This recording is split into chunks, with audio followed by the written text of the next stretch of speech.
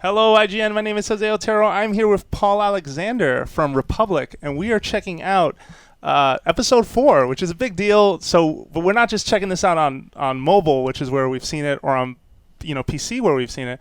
We're here playing it on PlayStation 4, which this is a big deal. Yeah. All right, so Paul, walk us through what's going on right now.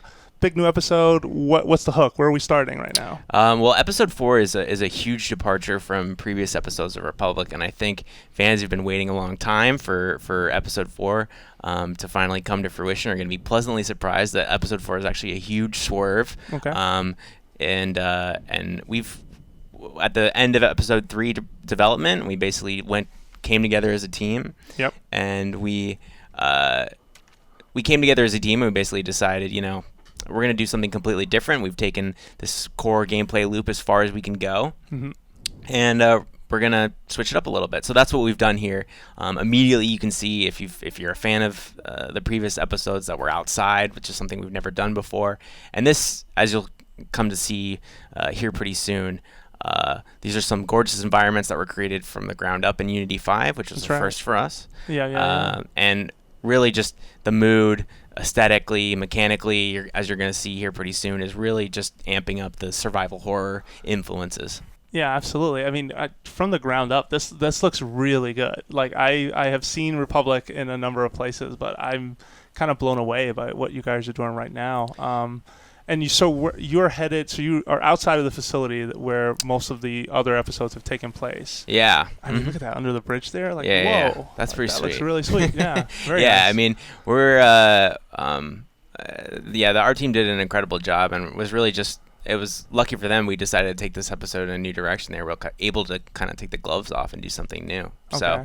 So here we're about to see something else that's brand new to episode 4. Okay, let's see it.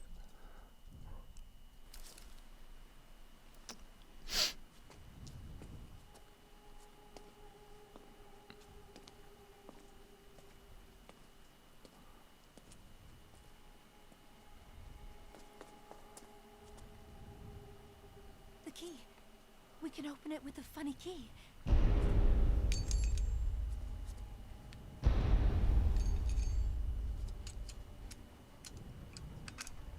It fits. We won. My gate.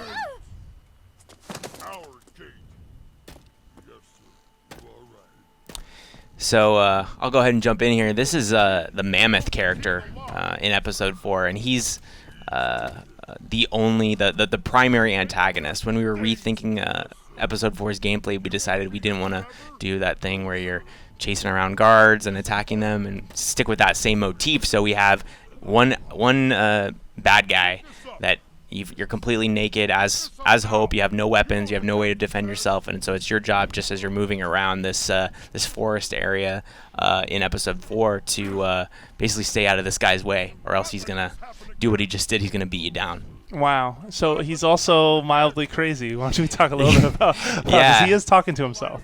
Yeah, he's if you didn't catch that, he does have a multiple personality situation going on. Okay. And he talks to himself, and that actually comes into like the gameplay a little bit later on, where you kind of have to use that against him, which is pretty interesting. Okay. And Cooper's gone too. Your boy Cooper. He's not in this episode. Who's the Dr. Rhymes over here? What is this? Yeah. So this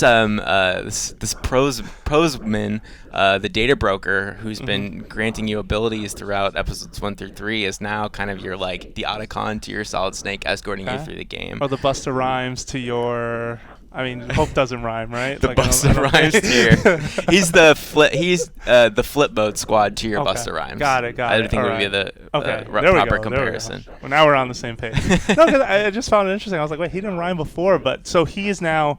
You don't have the abilities that you had on your phone earlier. The OmniView is gone, which is interesting, just because you spent the last 3 episodes building that up, and you've just taken all that away. Yeah, and that's the thing that a lot of games do in sort of the 11th hour is you'll get all these things, you'll build them up and take them away. And I think we made great use of that here by introducing a separate ability in lieu of having those old abilities. So now, in order to scan things, Hope has to use the camera on her phone, so she's going to scan the shovel. And I'll skip over some of this voiceover stuff because I don't want to get too spoilery here for our fans who want to get a little sneak peek, but still want to keep it fresh. Yeah, maintain the element of surprise. Totally fine. Yeah. So what can you tell us about this area that she's exploring? I mean, so she's, mild spoiler. She's obviously out of the facility. Yep. And you know that bad things or questionable things have been happening there. So what can you say about? I think it's called God's Acre. Yeah. So episode 4 is called God's Acre, and episode 4 is really all about birth, death, and resurrection. And so we're in a graveyard. We're outside. It's dark. It's moody. There's fog everywhere. And so we're really kind of in this episode focusing less on Hope's journey out of the facility, and we're focusing more on the facility itself, this place metamorphosis that we've been exploring for the past few episodes. We're learning more and more about it. And so we're kind of digging up a bunch of old secrets, and there you can see there's our buddy, the mammoth, we call him. So you're digging up old secrets. You're going to find out a lot more about the world that you've been kind of walking around the last few episodes. And Possible dirt on the Overseer, maybe. Yeah, there's going to be some interesting sort of main storyline threads and a lot of interesting new B stories explored in episode 4. New characters are going to be introduced, and you're going to learn more about some existing characters as well. In fact, there's going to be a huge reveal in episode 4, which I'm not going to talk about. Okay. But some huge chickens coming home to roost in episode 4. So what are some ways that the mammoth can detect you? I mean, obviously like line of sight, but what else is there? Yeah, so he can see you like any other guard could see you in the previous episodes, and I kind of need to get out of his way here a little bit. But there's environmental sort of triggers hidden throughout the world. The birds and the bees. There are swarms of bees, and there are little birds. I always thought they were the enemy. They can. If Hope walks into them, she'll immediately the gardener will be ooh.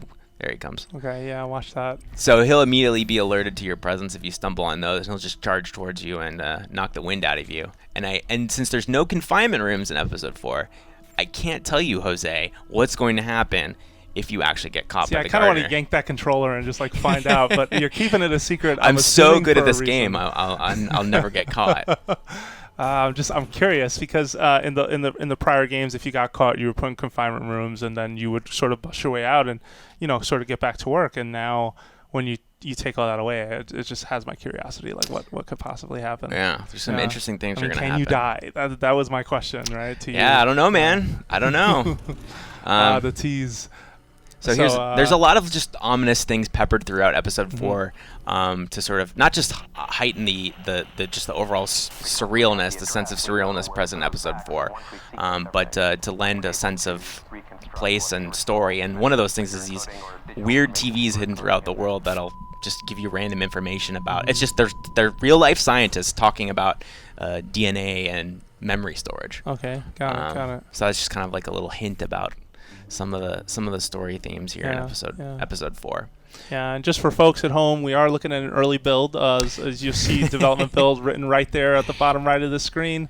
So obviously this is not final. How far along would you say you guys are? We're really, really close. So episode 4 is coming out very soon on PC and Mac, and will be out along with all 5 episodes of the game, the total package on PlayStation 4 in early 2016. Okay. Which is something I'm really excited about. So the trophies, bells and whistles. And wait a minute, if you're on PlayStation 4, what happens with cartridges that you were picking up in episodes 1 through 5 of? So in the mobile game, if you're familiar with that, or on PC, you were picking up cartridges made by independent developers. Yep. And they sort of are full of cheeky nods to why the Camouflage team likes them so much. That's right. So what are you doing on PlayStation then? So on PlayStation 4, we're doing the same thing, except we're going to be doing Sony PlayStation games. And we picked some of our favorite PlayStation games, and we're going to... Cooper had something to say about some of his favorite games, like Galaxy and The Last of Us. And, got it. So definitely look forward to that. That's one of my favorite features of the entire game. So writing those and seeing those in the game's been a real treat. Man, and this guy popping out of hedges. What? Yeah. What the heck? Yeah. All right. Well, awesome. Thank you so much, Paul, for bringing this by to show it off. And for more Republic coverage, including anything else, we'll probably have a cool preview for you. Make sure you keep it right here at IGN.